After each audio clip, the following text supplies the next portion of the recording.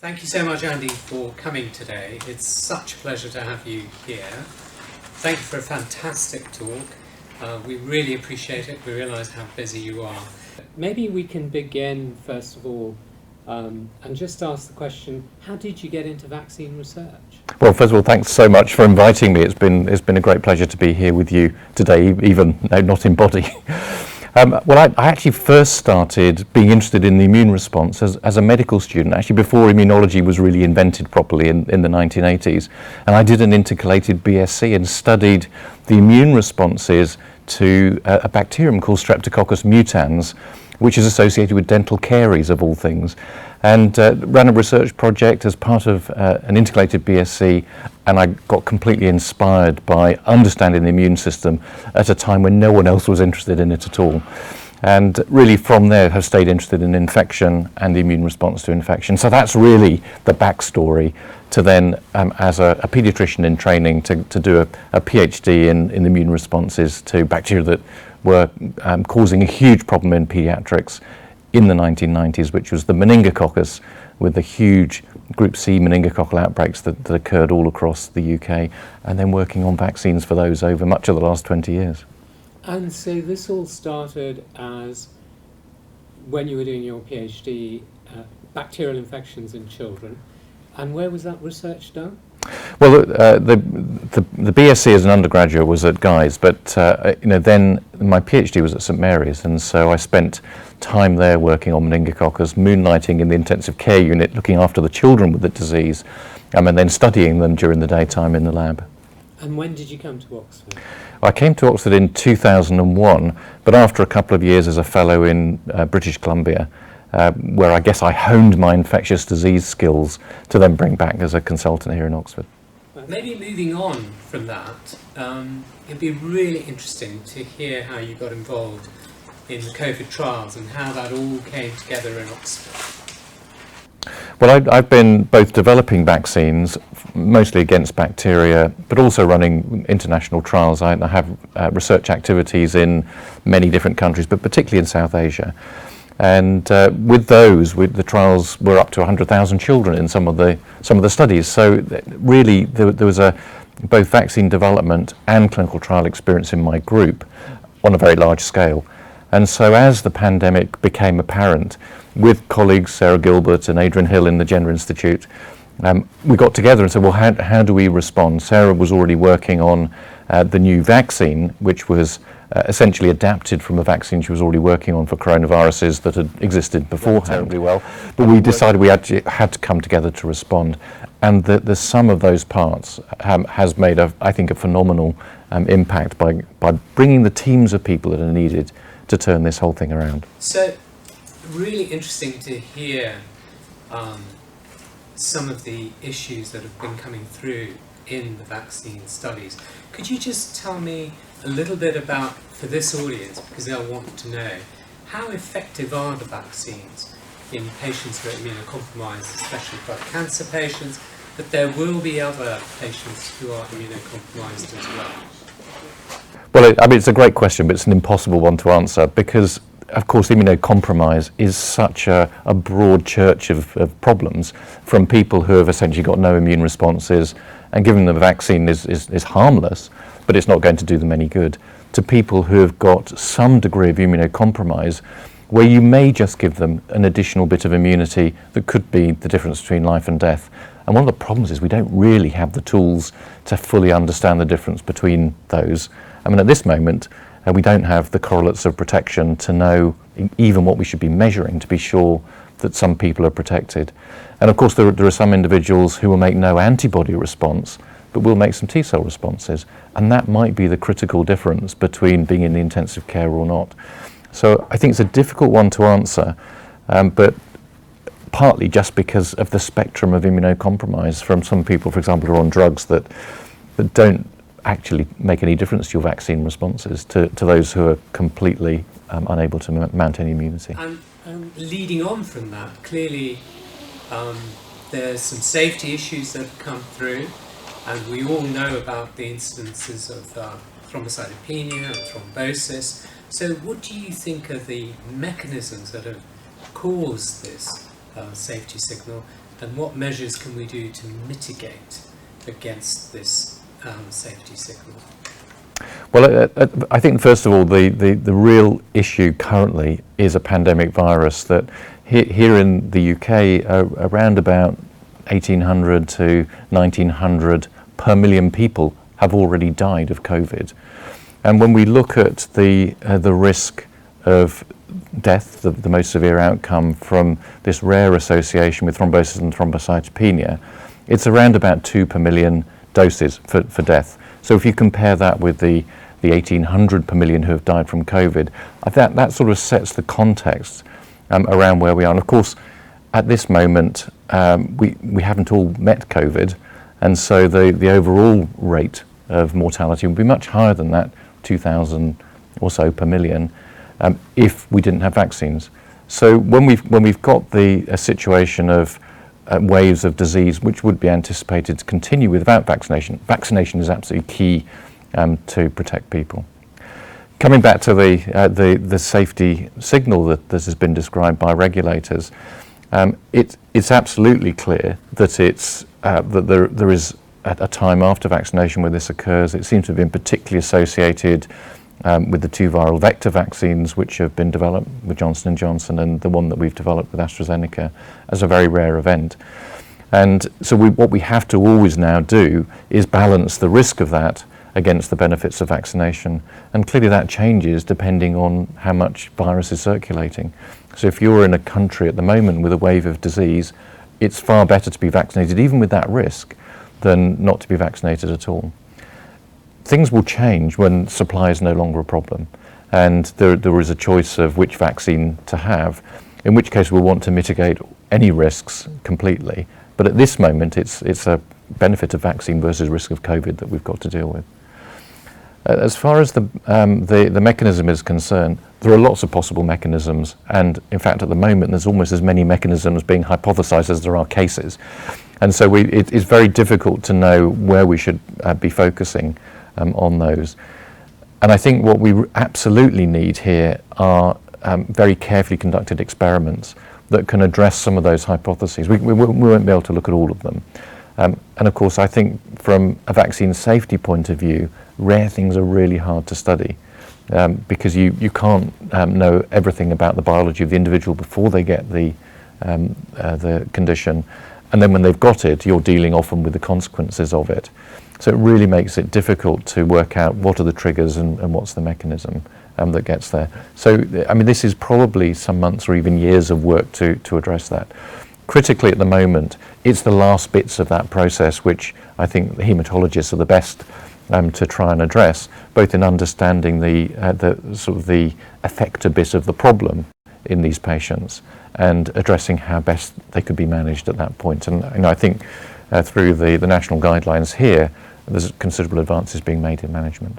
And just for the audience, are there specific studies now for immunocompromised patients that really begin to address these questions? There are studies running at the moment nationally to address lots of different immunocompromised groups. But of course, as I was saying, even within those groups, there's a big variety in what that means. The most important point, though, is that the vaccines are safe in that context. There's no risk of severe disease in the immunocompromised. None of the vaccines that we have here in the UK are replicating and are likely to cause any problem in the immunocompromised. I guess a really important question going forward will be the question around booster jabs. So what are your thoughts really about whether the population will require a booster jab with the same vaccine or indeed with a different vaccine? Well, the answer to that, of course, is we don't know at this stage. What we do know so far is that immune responses persist pretty well after you've had 2 doses of the vaccine. So it's certainly possible that we don't need boosters, certainly in the short term. The real question is not really about waning immunity, which is the normal reason why you would boost, but it may be the emergence of new variants which evade immunity. I'm a bit sceptical at this moment about people who say for certainty that we need boosters. And the reason why I say that is there's a lot of evidence so far that we get very high levels of protection against severe disease and hospitalization and death by the vaccines we have at the moment, even in the context of new variants. So if that is borne out in time as more and more variants emerge, it might be that we don't at a population level need to be boosting everyone in the future, because we may have introduced enough immunity to stop the pandemic. The pandemic is about the pressure on the health system. It's not about having mild infection in the community, which I think we can live with. It's severe disease.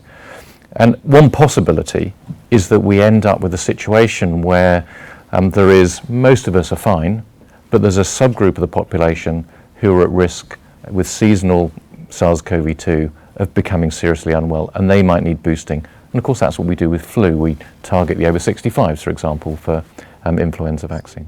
Of course, now this raises a really important question, or a set of questions around the role of the pharmaceutical industry, intellectual property, waiving intellectual property, and the particular role AstraZeneca and Oxford have played in all this. What do you think your thoughts are really around these very complicated issues? Well, I think at this moment there's a lot of discussion about intellectual property and waiving that to allow broader distribution of manufacturing. And the whole aim of that is to get more doses made all over the world to try and get us out of this mess that we're in at the moment. And that's absolutely laudable. The reality is that vaccines are very complex biologics, which are difficult to make. So the waiver itself is not the ticket. It's all of the other bit that goes behind that, the technology transfer, the engineering support that's required, the thousands of pages of documents that you have to hand over to other facilities. And that process usually takes around about a year to put in place. And the reason why we still have supply shortages at this moment is that work is ongoing to try to do that with the manufacturers who already have got going. And so the IP waiver the idea is to try and accelerate that process, but we won't have more doses until the end of this year or next year if that were to happen today. And there needs to be more effort put into driving that process. But the deal with AstraZeneca has actually achieved that without having to give up intellectual property rights, because the university was incredibly smart, I think, and I can't take credit for doing the negotiating, but the university here in Oxford said two things. One is that we were not going to make a profit through the pandemic, and so they needed to find a partner, we needed to find a partner who would sign up to that same view. And I think to some extent now, looking back, astonishingly, AstraZeneca said, we'll sign up to that view as well. Why would we make a profit in the pandemic? We actually have to get out there and save lives. And so the deal with them has allowed a distributed manufacturing setup. There's more than 20 sites around the world. Their engineers and their technology transfer experts are there across those more than 20 sites trying to improve the yields, helping them with upscaling, and have been doing so for a year. And still things are getting better every week at the moment in terms of productivity. So we've achieved essentially that, so that a third of the global doses made so far have been made by AstraZeneca. At this moment, 98% of those distributed through COVAX have come from AstraZeneca. And so I think this is a huge success in that partnership that we're not seeing from the other developers at the moment, but that's got to change. And if we now turn to a question which I think many people will be very interested in, and that is really, as summer comes along, how likely do you think it is that travel will be possible, and to what extent will travel be curtailed? And how long do you see this going on for? Well, I think the problem, if you look from a global perspective, is the incredible inequity that we have at the moment, with many countries with access to almost no vaccines. Actually, at this moment, over 200 countries have started their programs, but unfortunately, many of those have already run out of doses. As we talk, over 1.5 billion doses have been distributed of vaccines, about 500 million of those from our development. But even with that, we are only touching the surface of the number of people in the world who need protecting. And so if you look from a global perspective, travel is disrupted this year and into next year because of that delay that there will be in getting doses to everyone. If we're focusing on travel between high-income countries, by the summer, a large proportion of adults in high-income countries will have been vaccinated, and things will start to get back to normal as we move through this year. But that really doesn't address the real problem, which is for the rest of the world. That really brings us to a very interesting question about global access about the inequity of global access. How do you think we can ensure that we get global access to the vaccine? Well, the difficulty with this is actually the confusion of what the aims of vaccination is. The most important point of vaccination is to protect the healthcare systems, because as I said earlier, as soon as you've done that, then the pandemic is over. But what we've done in many countries is focused on trying to have zero COVID, which means that younger and younger populations, even children in some countries, are being vaccinated, where the risk of disease, going to hospital or dying is near to zero. And yet people in other countries, for example across South Asia, in Latin America, are dying in their millions at this moment. And that's not right. We can't accept that. Unfortunately, those decisions, that global view should have happened a year ago. And in some senses it did, in that the COVAX facility was set up, which actually deals with this. It says about 20% of all populations should be vaccinated in the world first, before we start looking at other age groups. But that didn't happen in high-income countries, where the domestic agenda, quite understandably, but not acceptably morally, was focused on. And of course, at this moment, the reason why it's a mistake, apart from that moral argument, is because we have a health security threat, new variants emerging from those countries, and we have an economic threat, because we've got disrupted economies all over the world, and which are going to continue to affect our economy through the next 2 years. I just wanted to ask you a more broad question now, which is really one of the scientific advances in all of this has been the development of RNA vaccines, something that wasn't really foreseen, I think.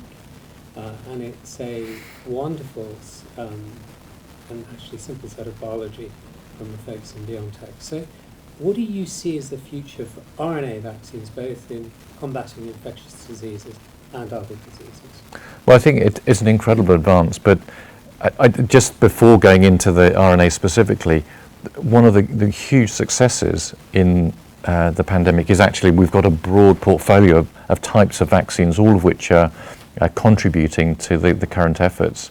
There's 2 Chinese manufacturers making inactivated vaccines. This type of vaccine has been around for, polio, 1950s was an inactivated vaccine that was used at a huge scale. So we've got old technologies, we've got protein vaccines coming through the pipeline, we've got the viral vectors, which are the last 20 years, and the RNA vaccines. So that broad portfolio is really important, because there will be future threats where using viral vectors or RNA vaccines will not be the solution, because driving the production of the protein through the mammalian cell, as happens with those 2 approaches, we'll end up with glycosylation of the protein, the wrong way in which the protein is expressed to the immune system, so that we don't get the right responses. And in my lab, working with bacteria, we've seen that happen with these types of products, that you can't always get the right immune responses by taking that approach. So I think one of the successes is actually having a portfolio of vaccines, and that I think is critical also when you look at the number of failures as well. It's not as if it's all been good news. We've heard all the good news of the ones that work, but there are many that haven't worked, and where the developers have gone back to the drawing board. And I think that's critical here, because we don't want to focus down onto just one technology, whether it's ours or someone else's. The RNA vaccines are incredibly exciting, because it is another platform that we didn't have before. And a lot of the work around RNA has actually been for cancer vaccines, and I hope that this will be part of the big step up to allow both for infectious disease and cancers for further development. A lot of the hurdles in the technology around cold chain, around formulation, have had to be solved over the pandemic. And that, I think, is going to make a very exciting future for how we might better address some of the pathogens which are a problem. And maybe just as a final question, and a bit of a fun question, really. So there's so much to be proud of here, Andy, and congratulations for the wonderful, wonderful work you've done, not only with COVID, but I think it's important to remember the work you've done in many childhood illnesses. So if you were to step back and, your mum was to ask you at Christmas, Andy, what are you most proud of? What would you say? I think I would say, in terms of my work life, I'm actually most proud of the teams of people who come together to do this. I get to have all the glory of going on the telly and things, but actually it's an incredible team where there are people who are doing all sorts of different tasks in this vaccine development pipeline, where we've done 10 years of work in 8 months. That is an extraordinary effort that can only be put together by the commitment and the determination of people who've worked the most unbelievable hours. And that's clear here in the pandemic. You can see it in spades. But I look back over the whole of my career, whether it's working in the hospital with patients or it's in research, it's the team around you that makes the difference. And I'm so proud of them.